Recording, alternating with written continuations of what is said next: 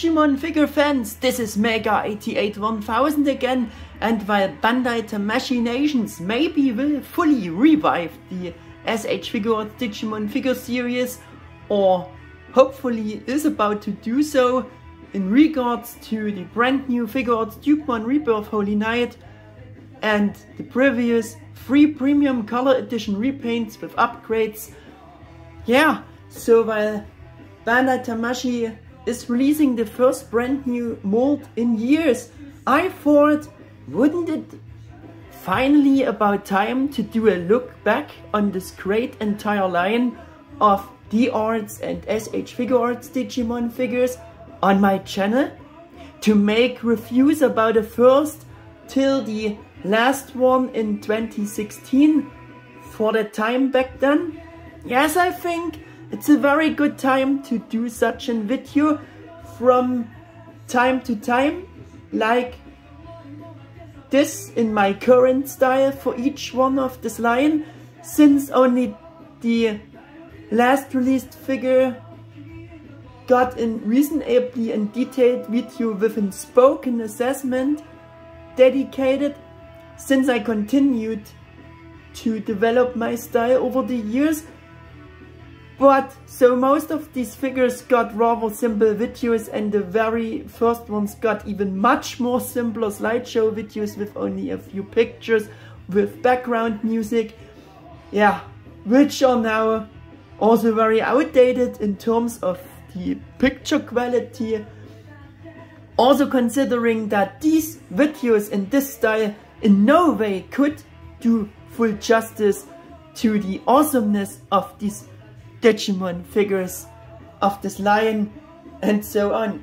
Yeah, but this I want to change now with this retrospective video series and dedicate a detailed review to each of these released figures in that line in my current style, except for D-Arts Black War Greymon repaint, because I never got this.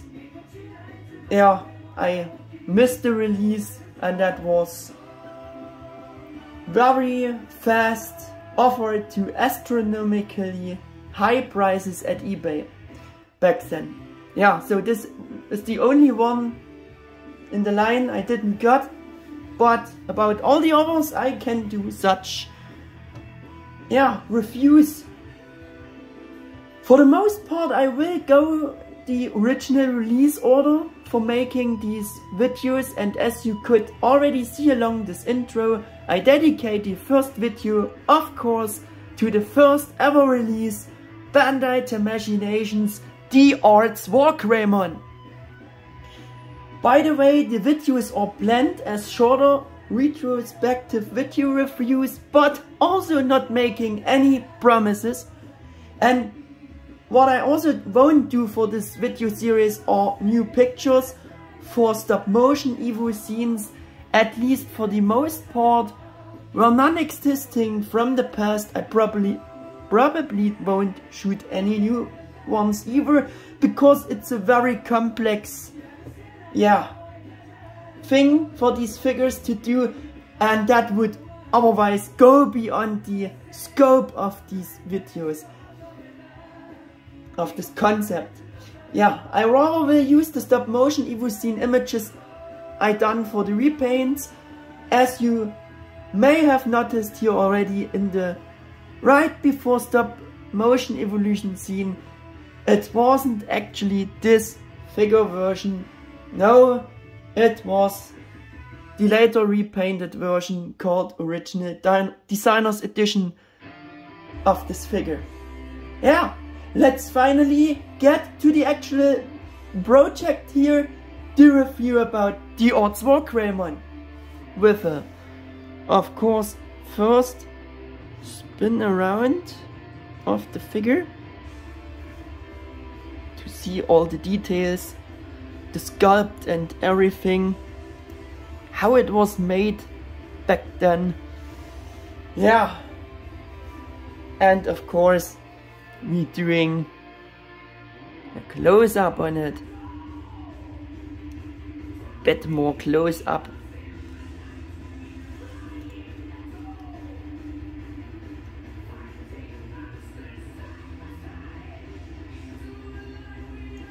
And a very nice, well sculpted, molded details here. Yeah, this he done in the German version too. He likes to throw away this shoulder armor part very often, but it's actually not nice.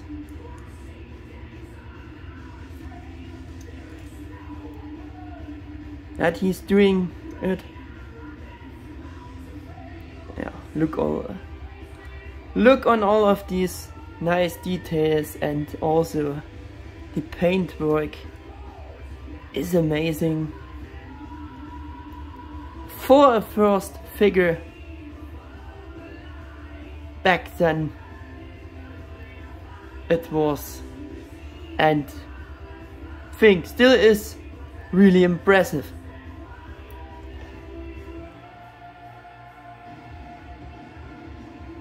So, for the first figure of this line ever, I would of course always like to dive a bit into the history of this D-Arts S.H.Figuarts figure series, what it meant to me, or maybe also other fans back then, and I would also like to assess and look at them more from this point of view at that time of their releases, and less from the point of view with what might be possible today. Yeah, we looking a bit back on it, like when it got released in that way. Yeah, because back then it was the first new Digimon collector's action figure for more adult collectors, with the first really sharp proportions and design released by Bandai Tamashii in Japan on the 20th November in 2010. Bandai's suggested retail price was 3,630 yen, which would be about a bit over $25 or euros. So if that wasn't a mistake on the side, it was really cheap. Actually, back then, for being the first best War Greymon figure at that time, wow! I mean, that was truly an unbelievable price, because at least Japanese shops may have sold it for nearly that price, or also a slightly bit more. I mean, compared to today's prices, that wasn't much. In any case, this first new collector's action figure set new standards for Digimon figures in many ways, to a whole new high quality and yeah, new level which we never seen before for Digimon figures. With accurate, sharp-edged proportions, metallic colors, an incredibly high degree of posability for recreating endless combat poses with option ports, better said, this one option port here, especially for this figure. But yeah, such a figure I never would have imagined in my wildest dreams, or I never thought that we would ever get such new styled figures for the Digimon section, because there were a bunch more to come, but I don't want to anticipate here. Because before there were only old action figures and model kits for children, which had more those rounded proportions and yeah, designs, even if the design was already very good for that time. Yeah.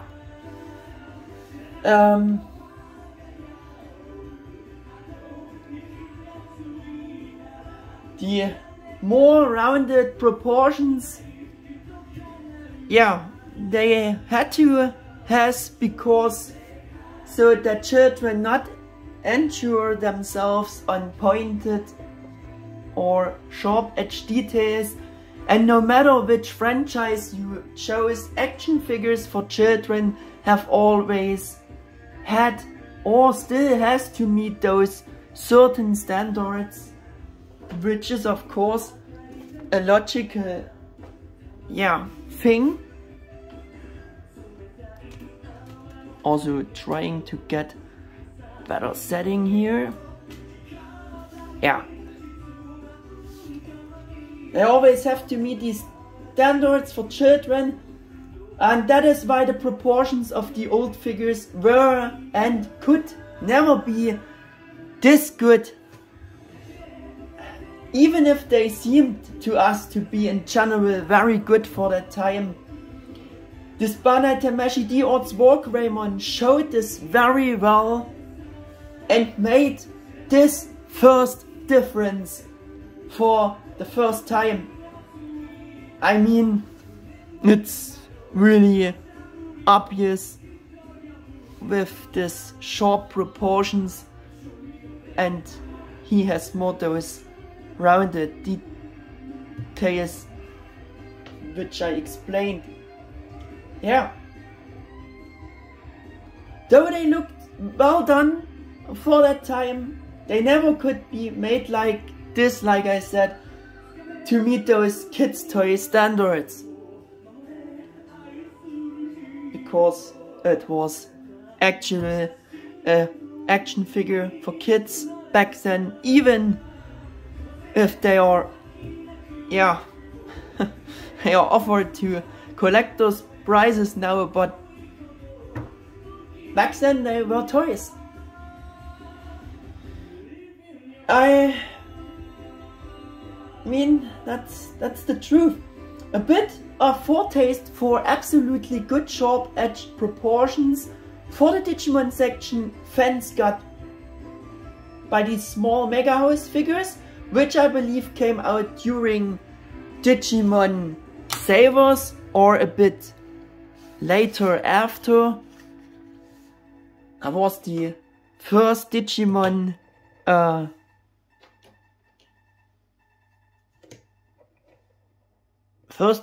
Mega House figures, and they looked really stunning for that size. The amount of details and paint apps were incredibly good. I messed it a bit up with the evolution, but yeah, just to see them, what I mean. Look at those mouth alone, how it's sculpted. They even done it not in this way with their big Mega House Greymon. Those were amazing. Amazingly sculpted and painted.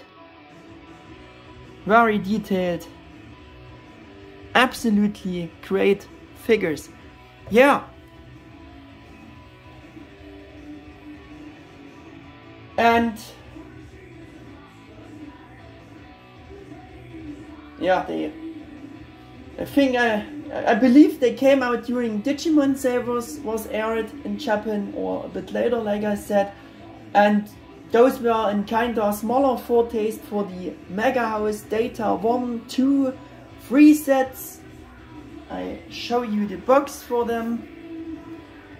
I mean those here. Here we have them all pictured. Yeah, and also a foretaste. Those others were also a foretaste for the even later big Mega House GM series Digimon statues, because they also started later with the larger statues for the Digimon franchise, but a while after Bandai Tamashii Digimon started their Digimon line. Yeah, putting them passed away again.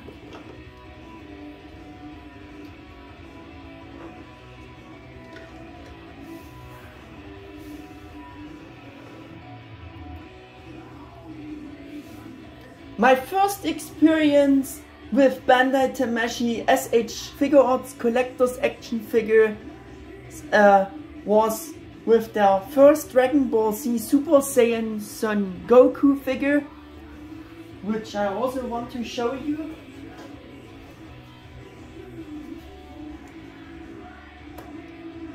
I know it's not fitting the channel,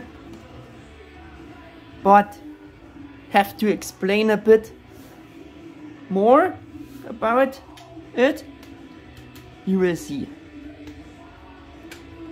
Yeah,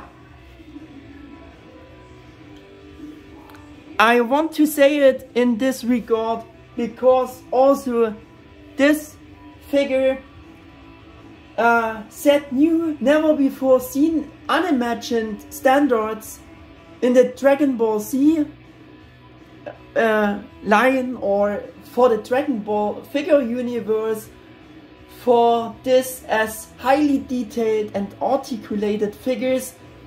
And yeah, I mean, for Dragon Ball there were always figures.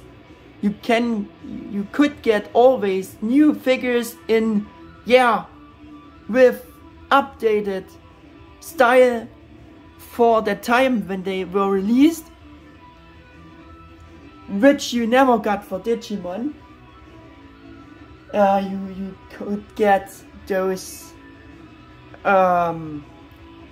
also some of those, they done much, Banpresto done much of these smaller statues for Dragon Ball Z figures, and also Bandai did. Yeah, and all I wanted to say is Dragon Ball Z figure universe was huge, and you could, yeah, get some newer ones which you not could get for Digimon. Yeah, and I mean, such a sculpted figure was though a different whole level which we never seen before,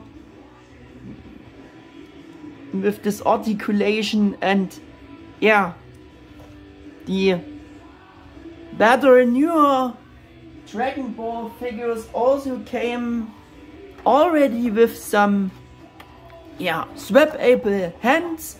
Mostly they had those fist hands and open hand, but how I said, Tamashii just pushed it on a different new level with so much different hand poses, with those absolutely stunning, yeah, faceplates for different facial expressions. Yeah, that was just on a whole new level. He was also released by Bandai Tamashii in Japan 2010. Yeah, but how I said, with those paintworks, those absolutely stunning sculpt, and for that time they were also the best figures we ever seen, articulated figures we ever seen for the Dragon Ball universe, figure universe. Also show you the box quick for the poses. Yeah, like I said, we had much Dragon Ball Z figures, but none were in this style before. Yeah, like I said, DBZ figure doesn't fit to my Digimon channel. Wanted to tell you that because that Goku was my first of this kind of figures, like I said, and I really liked him much. It was such an impressive figure back then, and so I had, of course, the same feelings about the first War Greymon.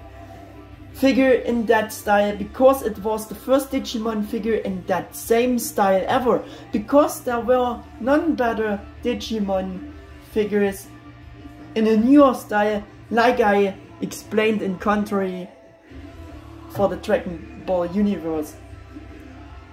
Before that, I actually didn't know anything about the Bandai Tamashii Figuarts figures, but with that Goku figure and maybe the next in line, maybe then D-Arts War Greymon, yeah, I starting to instantly love Bandai Tamashii's works, products.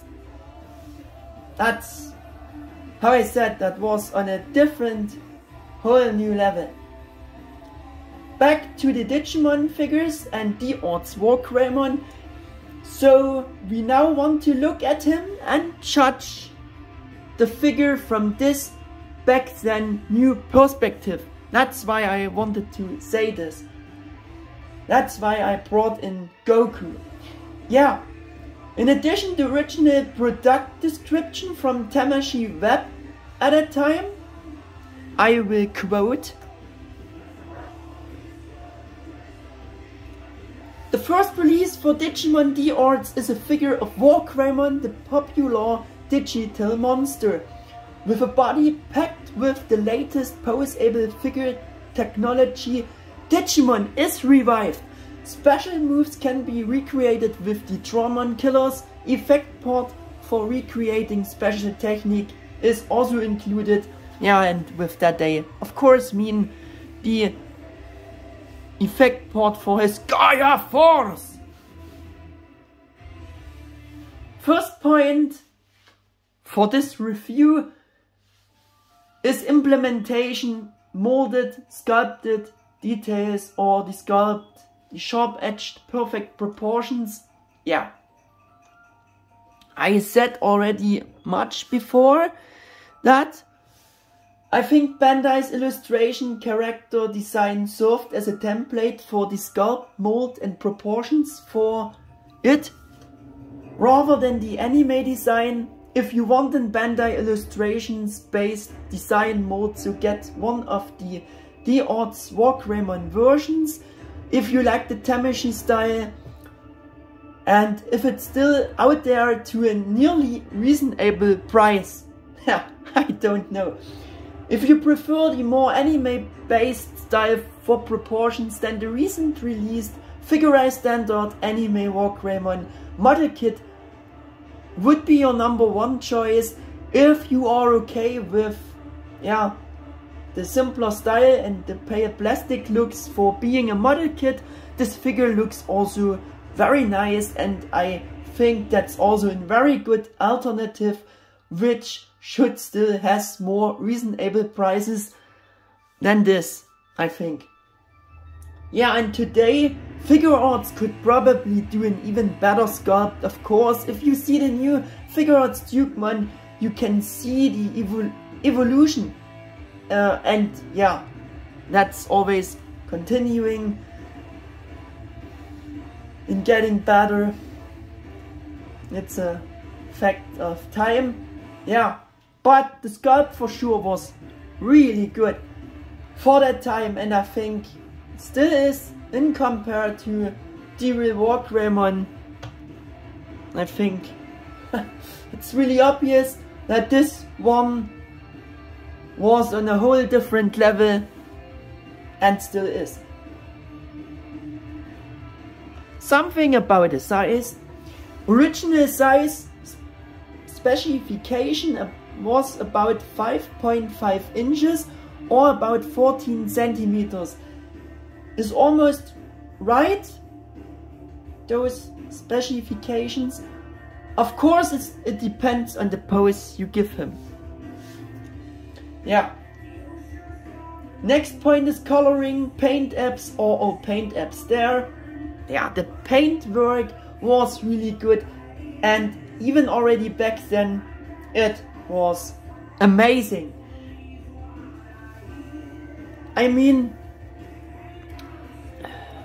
look at all those painted details again.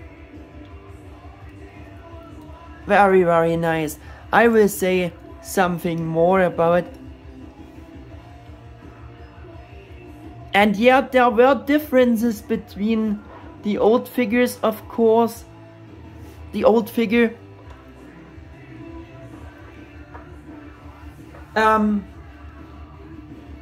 The D-Real line, the original Japanese D-Real line with the better paint apps, yeah, had those special features with those pinstripes for highlighting some more details, which they not done so much on the newer figures than, or on the new figure.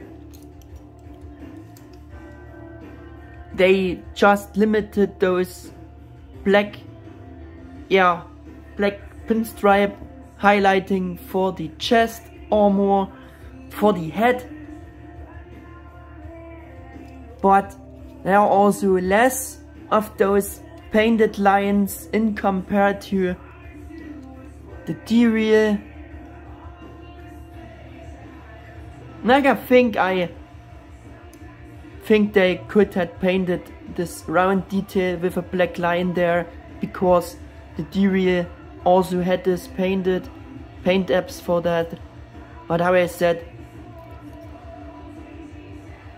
in general, they done less paint apps in compared to, so less paint apps for those pinstripes. I meant for, they done more for the D-Real. Was a special feature of them. Yeah, only 2 paint apps left out between the chest and the upper body section. This they colored on the repaint the section, and they missed out the clearly visible thumb's claw, which is a weak point, I think, because the kid's toy had it painted, even it was a bit simpler style with the shape of the hand and fist, because it should work for kids and for that time. But look at that, we have all 5 finger claws painted. Even if silver isn't the best choice, should be white like the feet claws, but yeah, it's there. And yeah, that I missed out one clearly visible thumb claw for a collector's figure. That's really weak. It was better on the old figure. It's crazy, but that's the truth. Yeah.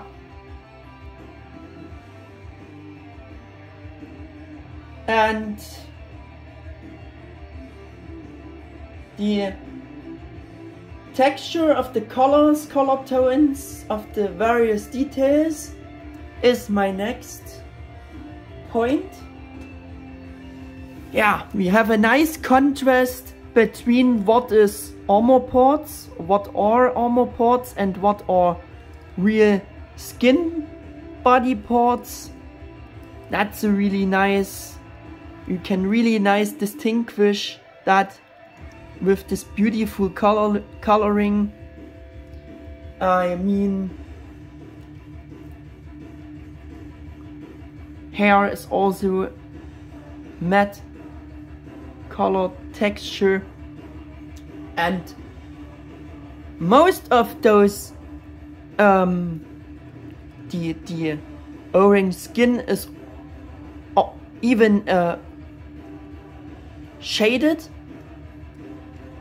We have much shading on the parts, like here.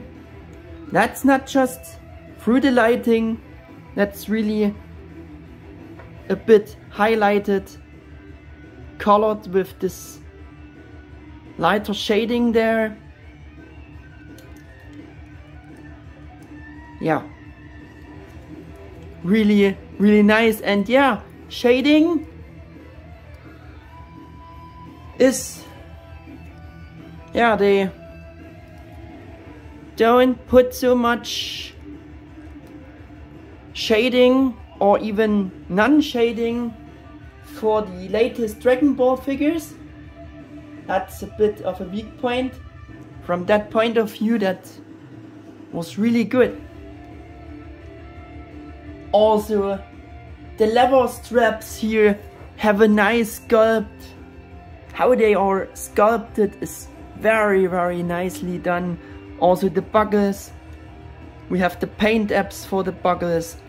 It's really nice. We even have the paint app for the stripe on the back side of the front shield. It's really,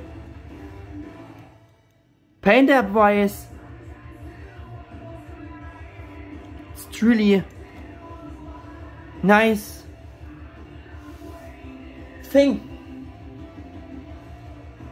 Yeah, those silver chrome plated blades or maybe a matter of taste. I don't like them so much. For being not this accurate, it should be more gray, but yeah, they wanted some special highlights, I guess.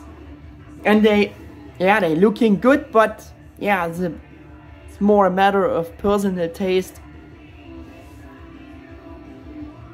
Yeah, but we also have some odd reddish purple color tone for the belt and the throat, neck, armor plates, like here. That's a really odd color. That should be more blue. Also here, that's not painted, that's only the molding color, and it's the same strange color choice they done for those parts. Like I said, they should be more blue. Maybe like they done the wings, the insides of the wings, but yeah, the wing shield. But yeah, that's a strange color tone, and it was so much better on the D-Rail. There they made it nice, shiny dark blue. Even the throat armor was colored there. Also some difference, which they made better on the D-Rail again. Yeah.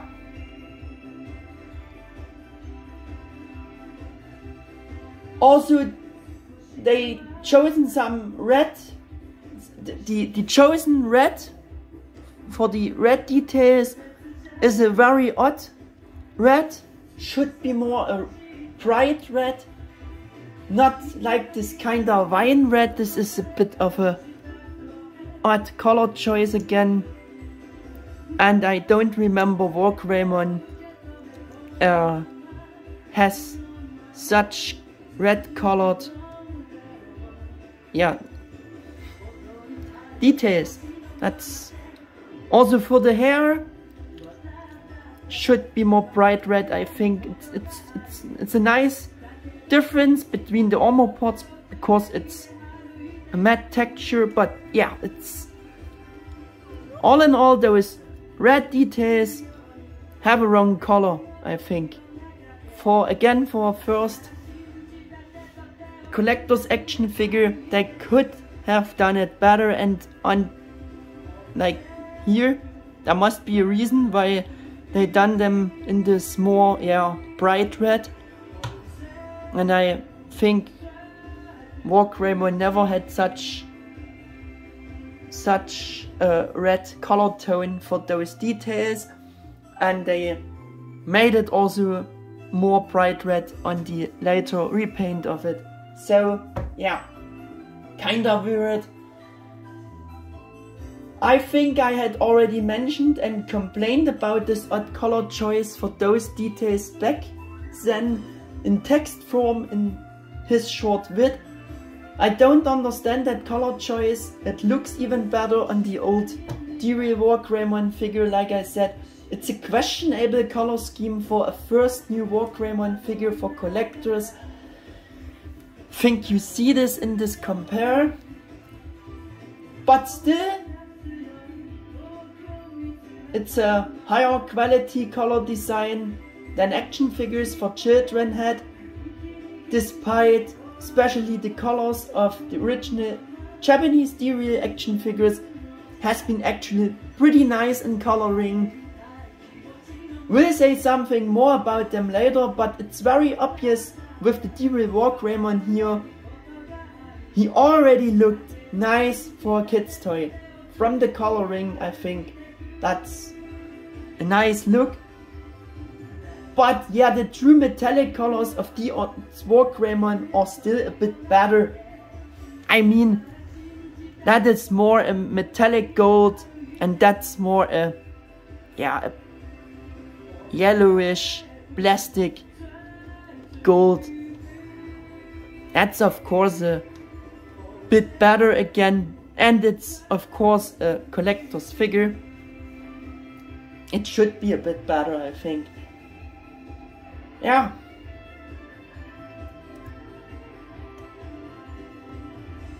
Is the paintwork clean? I would say yes, it's fairly clean and decent clean. Corresponded even already back then to today's Figuarts level I often do mention in general. I mean, like I said, those details, the eyes, those pinstripes everywhere are very nice and clean executed for the buggles. Paintwork is pretty clean also for the crest symbol of courage there. Very nice and clean.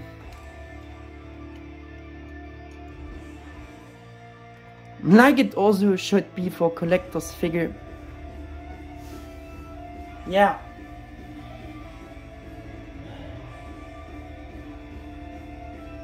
And yeah, the molding of the leather straps I highlighted before. The way they molded them. Also compare it to the D-Real. That was of course a bit simpler. They just made of one big strap. We have some segments there, of course, but yeah, it's a bit simpler. That's really nice, like they done them. There's even orange skin between visible. That's really natural look for those leather straps. Yeah, the option parts I also count for a good implementation. And yeah, want to show you it in a close-up quick. Also, I prefer much more now those translucent plastic effect parts, but that also was really nice. It's a really nice colored thingy here, and also has a shading to it. Looks like a fireball should look. And I also want to demonstrate it. Hope it works.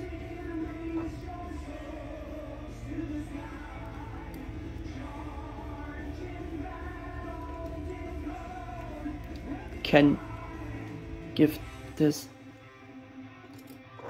in his hands if he won't work with me. Come on, work with me, please. But yeah, you get the impression, I think. He actually can hold it. Yes, he can hold it. He proves it that he can do this. yeah, it's a nice display option. And he also has this swap system for, oh man, no.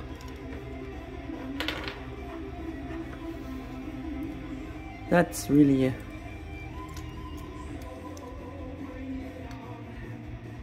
not nice that this always happen. I think we do it with the other hand. You have to rip off his whole hand. Oh. With the Dramon killer, fiddle it out here.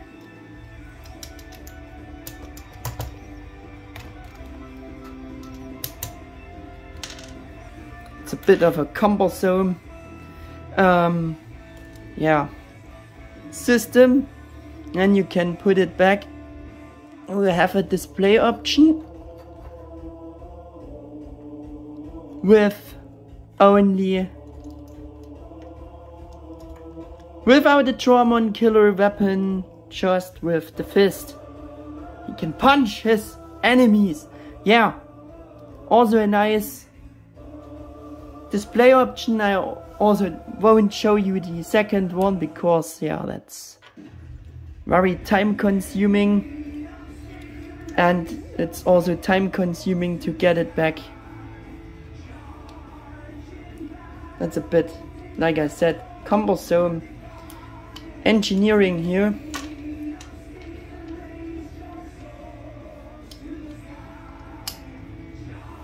Yeah, but I have to suffer to demonstrate you this, so you have to suffer the whole act here.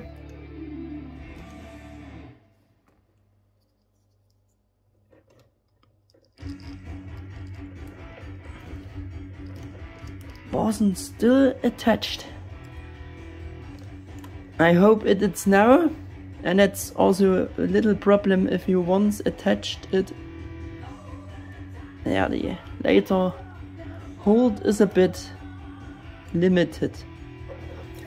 Until he wants, he accepts it to have it back on. It's a bit, yeah, time consuming as well. But you have seen this web now, that it's possible. Some words about opposability, joints, tightness of the joints, the balancing. The tightness of the joints left something to be desired already back then. That came not due much posing in the past. It really was a problem from the start, though he can hold and retain set poses for the most part, yes, but sometimes also not. On my copy, the right arm always sags down.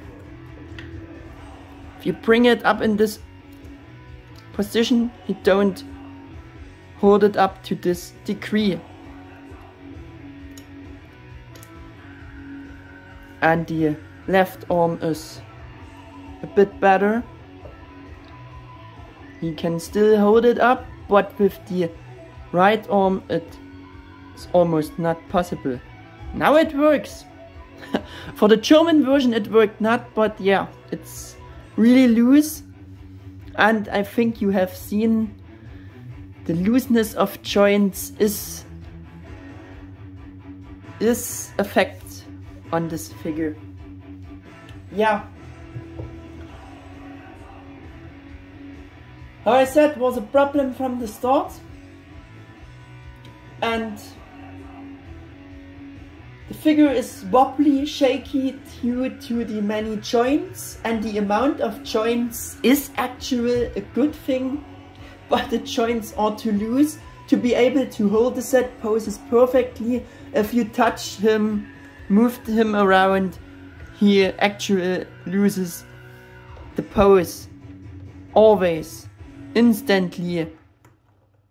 But for this demonstration here, he did it very well, but the legs here Do you see what I mean? The figure sinks in a bit. Yeah. It's a bit of a... It's not this stable.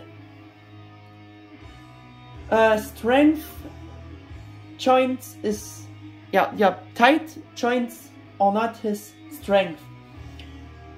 In other words, the shooting of the stop motion Evo scenes with his repaint brother back then was not a great choice, I can say. Yeah.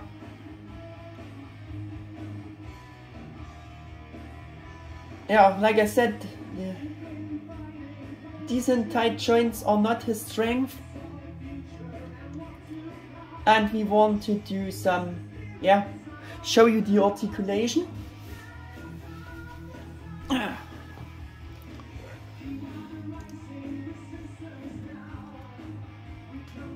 We have a hinged ball pack for the head.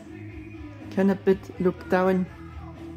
Not as far, not as much articulated. You can spin the head around a bit, but until the surrounding armor parts and the details getting in the way, it's not much disarticulated, but yeah, it was a great articulation for that time. Still it was. Yeah, the shoulders you have seen are a bit poseable like this, but they won't hold a position, they always sag down. And yeah, we have our obligatory Figuarts articulation for the arm, the shoulders, with the ball pack in the body, with the hinge for the shoulder. Can do movements like this. Bring up his arms this straight. Also can do the full 360.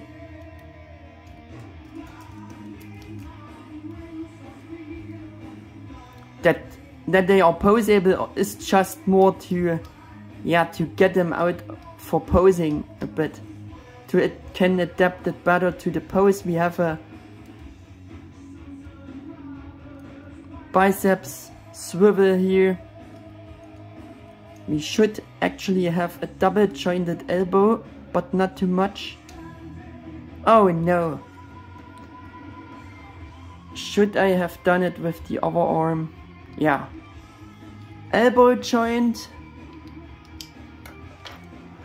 Yeah, you can see we have even a hinged ball pack here for the hands with the Dramon killers on. It's a bit of, yeah, limited articulation there, but yeah, he can turn the hand with the Dramon killer. This is a good effect, I think. And we have a separated upper torso joint, separated from the lower section. He can do movements like this with the upper torso, also spinning around. It's also the same, a bit possible with the lower part, but it's limited through the surrounding parts. We have those thingies to be able to get them out of the way for poses. They are hinged, the side skirts, the front shield is hinged. We have our obligatory leg articulation. Can spread his legs like this. Pretty far, actually. Can do some splits. We have the thigh swivel there. He can bring up his leg up like this to kick his enemy faces. this way back. We have double jointed knees and a very great articulation for the feet with this double hinged, no, this double peg which is hinged. It's movable at the base there, and yeah, hinged, can move the feet pretty far up and down, and we have ankle tiltage through the system of articulation. That means you can very perfectly attach the pose to the ground with this great feet articulation. And we have articulated wings, but they are just on such ball pegs and they are very loose and don't hold the pose so much. Yeah. I think that was for articulation.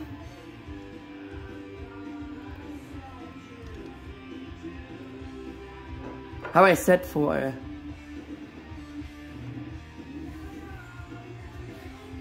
back then figure in that new style, it was truly amazing.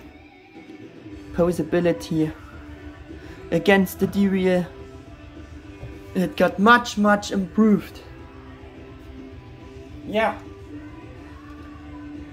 Price performance ratio, apart from the previously mentioned suggested retail price by Bandai of about a bit over $25 US or euros, and in case Japanese shops also passed it on their customers, which I can say because I wasn't this involved in this like in contrary I be today. But considering this actual cheap price, and if you were able to get it for even maybe $20 or euros more, the price performance ratio would have been for sure more than reasonable, I think, and decent for this first new D-Arts War Greymon figure, which we never seen in such a style before. For sure, for this cheap price range, it would have worth to get it.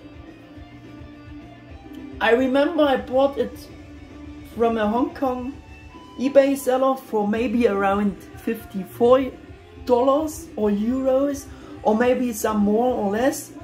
That was far more, but still relatively cheap, and at that time it was still worth ordering from abroad, especially from eBay Hong Kong sellers, and I didn't knew any German European shop sites either back then, and if there were such shops, if they even had it on offer at that time, I wouldn't be so sure about it.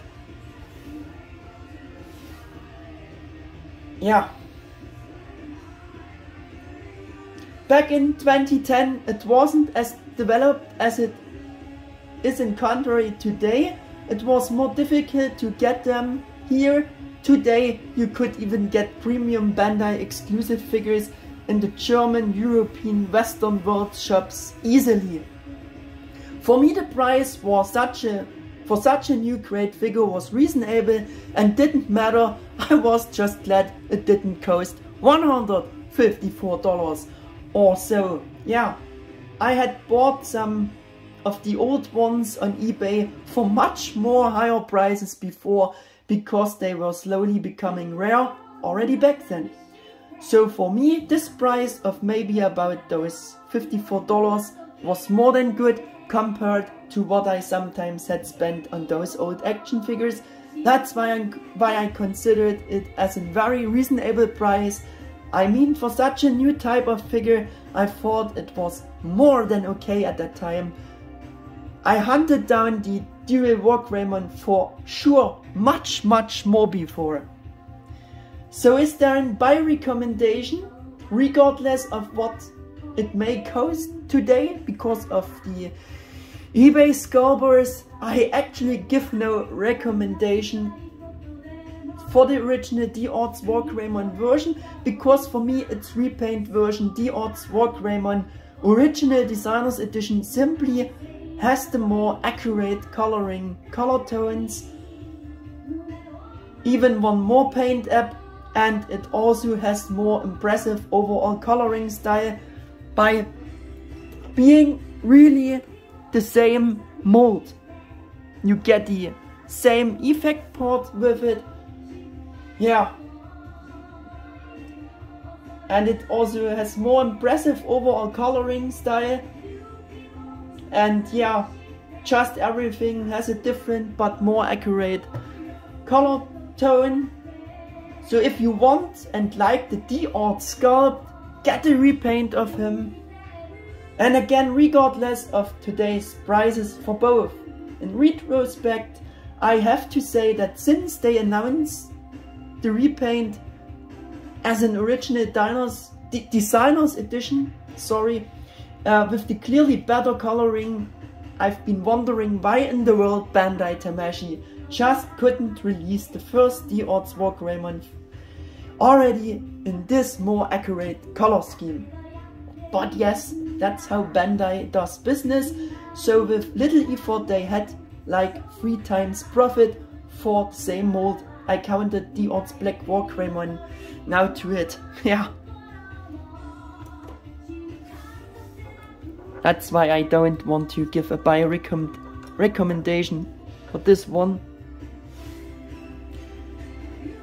By the way, on 8th May 2015, D-Arts War Greymon was officially on resale for 7 days in Japan, I guess. According to Tamashii Web's informations, I taken them all from that official page.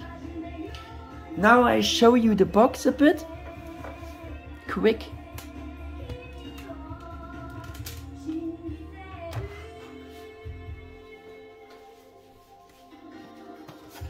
There we have it. Yeah, there we have a artwork of War Greymon.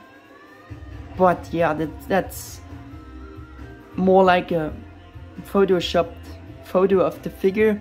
We have the D-Arts designation, Bandai logo, Toei seal, Digimon Adventures logo.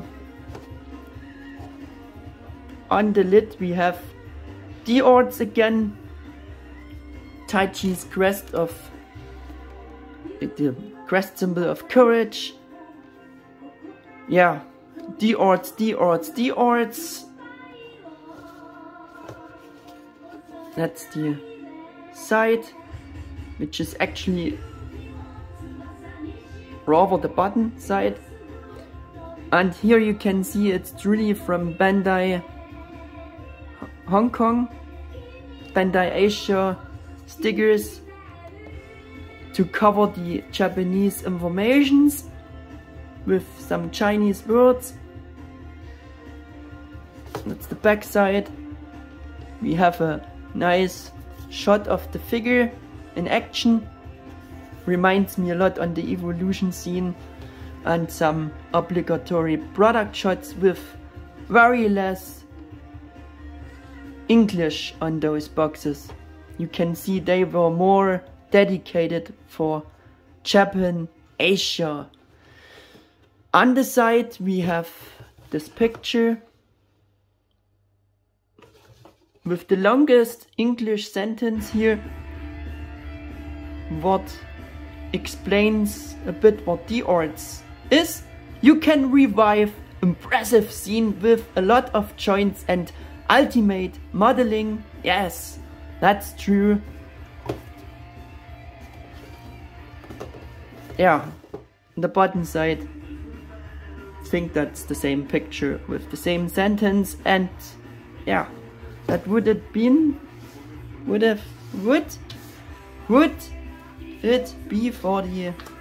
box. Show you the instruction sheet. Also there you can see no English at all to read on this instruction sheet. So yeah, I think the figures were more dedicated for sale in Japan. Yeah. And so I also not sure if you already could get them in German European shops at that time. Yeah. Let's do some comparisons, I think.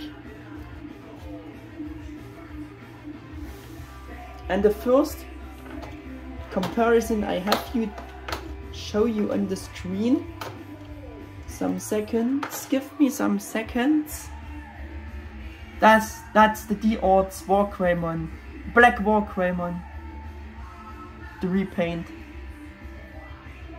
Just to see it. Yeah.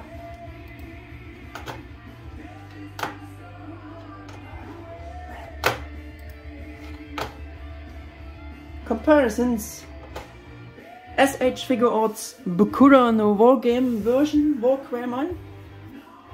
I have provided the last one with the odd design to see how they are looking together. The action feature Evo line figures I want to show you.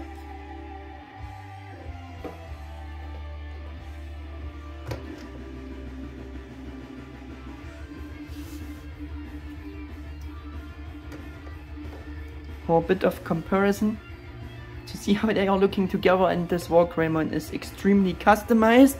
By the way, want to show you the repaint of the real War Greymon, Black War Greymon, the real Black War Greymon.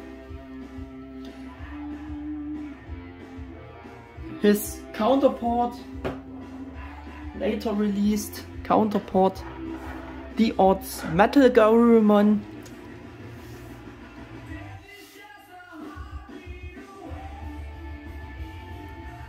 D-Arts Omegamon, which was the second in line, which also will be about this. I will make the next review in this review video series. Also want to show you the newest S.H.Figuarts Omegamon Premium Color Edition to see how they are looking together. I think that's the best current Omegamon figure. Poseable. An unofficial compare to, of course, Digimazing's Plated Gold Magnamon figure, KO Figuarts figure, to see how they are looking together. And the last are Joshinga Tamashii War Greymon, to see how they are looking together. And Joshinga Tamashii Black War Greymon. And I forgot to show you the new anime Figuarts standard Magnamon model kit figure, to see how they are looking together. Yeah.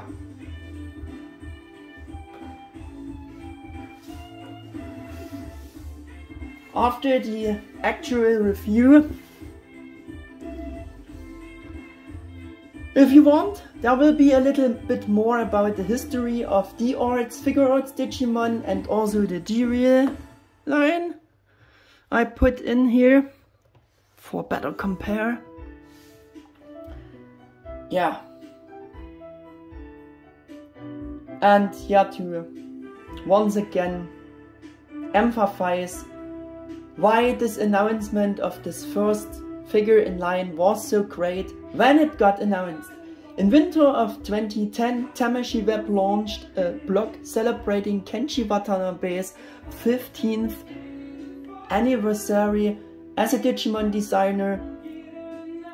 I did some research on this especially for this video, and among other many things, they had a section about a brand new D-Arts Digimon figure where Kenshi should comment especially on D-Arts War Greymon and what his impression is while he is seeing this D-Arts War Greymon figure, and I quote a part of his answer. I remember the D-Real series, sorry, I put him away. I did in the past, it's always continue evolving. There is freedom of movement and it's cool to pose. Bandai had me ask to have a matching number that's like D-Real ever since. Back then, I especially attached great importance to pretty styling. D-Arts shows that from the beginning on of the project, but I think it's cool. Yeah, that was his own words. At that time they even had already some of the real product shots of the next two planned releases in that blog. I mean images of the D-Arts Omegamon and the Belzebumon figure. Because of the bit odd translated Japanese text again, I'm not sure if he was referring to the beautiful styling and some of it also to the old D-Real action figure series, and that the good things about them back then got further developed for D-Arts, or if he just meant everything based on the development of the back then brand new D-Arts War Greymon compared to the old D-Real figures. But what we know from this is that Kenshi was already a part of the designing team of the old D-Real action figures back then. The D-Real action figures I felt always were the non-plus ultra and most improved non-transforming Digimon figures at that time, especially when I later figured out about these Japanese original D-Real versions thanks to the internet and pictures of them, because they had even more paint apps, nicer color tones, more quality colors which were more show accurate, and the high evolution levels of the Tamers line even had already interchangeable option ports. Our Western world version saved these additional option ports completely. The series was called Digi-Warrior series for the Western world market. Unfortunately, it came to us in an inferior colored form and got later worse and worse in terms of coloring, color tones by saving more and more paint apps. While in contrary, Bandai Japan always kept up the good quality and the coloring for the original Japanese D-Real versions they had from the beginning on with the first ones. So the Japanese D-Real versions were always superior over our versions. Mainly to blame for this fact was probably Bandai America, because they imported the injection molds and made their own versions of them. So they also came to Europe and the Western world when you didn't know that all and only got what you could get here. Our Digi-Warrior versions were already pretty good as the first highly detailed and articulated larger action figures that could do more justice to the characters in the anime than in contrary the smaller 2.5 action feature figures could do this ever. Yeah, I think that's also getting really obvious. Yeah, but those were more common in the past back then as the Digimon action figures, and so I loved those bigger great Digimon action figures instantly when I seen them for the first time in stores. They were and remain the best non-transforming Digimon action figures for me until today and till the first D-Arts came out. Yeah, then you can see the proportions for children again. If always on them, I mean, when the corresponding characters were available as D-Arts Figuarts Digimon after. Yeah, I've always had that feeling, and Kenshi even mentioned, no, yeah, I would say sorry, but I especially saw the D-Real original Japan versions as a forerunner of the Bandai Tamashii Digimon figures. I've always had that feeling, and Kenshi even mentioned it in this blog back then, confirming so my feelings about it, so I was right about that. Also interesting to learn that he was already involved in the development of those great D-Real figure series. Yeah, wasn't this interesting?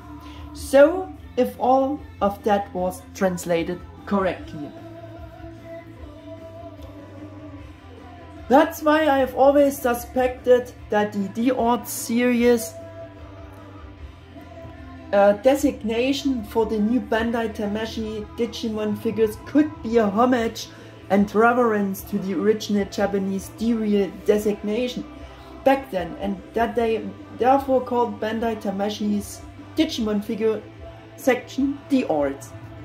But later, as you might know, there were Bandai Tamashii Pokemon figures that also got the D-Arts designation, and so I was wrong about that, and there was also an actual official D-Arts definition that generalized the whole thing and destroyed my assumption. I quote again the translation of this original D-Arts definition. D-Arts, a series that creates three-dimensional digital characters of the new generation with a varied lineup.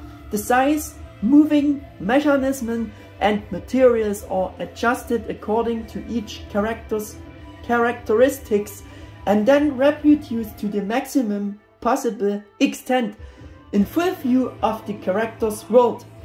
Yeah. Probably the character's world here means the respective franchise, I guess. By the way, Bandai Tamashii also released figures from many other franchises under the D-Arts designation, and at some point with further releases the D-Arts Digimon also got a general Bandai Tamashii's name of this figure series, S.H.Figuarts. Yes! And with that, we are done with the actually much shorter blend review and back look on the very first Bandai Tamashii D-Arts War Greymon collector's figure. Yeah. For the first video in the series, I just wanted to say something about the history of the D-Arts Figuarts Digimon, the D-Reals, to be able to put yourselves back in the time of 12 years ago, to better understand what it was like to feel about that and at that time, and why the announcement of the first better Digimon collector's action figure in the form of D-Arts War Greymon was this great. He basically laid the foundation for many more of these great figures to come, which I personally consider to this day to be the best non-transformable poseable Digimon figures after the Japanese D-Reals. I think it's all the better that Bandai Tamashii do revive the series for Digimon completely. I really wish that. Wouldn't be that a dream come true by seeing their new Figuarts Digimon? Hoping that won't be it and much more to come, meeting improved standards of today. I think that would be so great, wouldn't it be? So please, Bandai Tamashii, listening. Was again a lot for the outro at the end. I hope I can keep the next videos of the series shorter, but now he definitely got a reasonable amount of screen time he deserved from the beginning on. And I also hope that you liked the review and this concept. If that's the case, then please leave me a thumbs up and subscribe to my channel. Thanks for watching, and then see you again for the next part of this look back video series, or in general next video. Goodbye my people, your Mega 88 1000.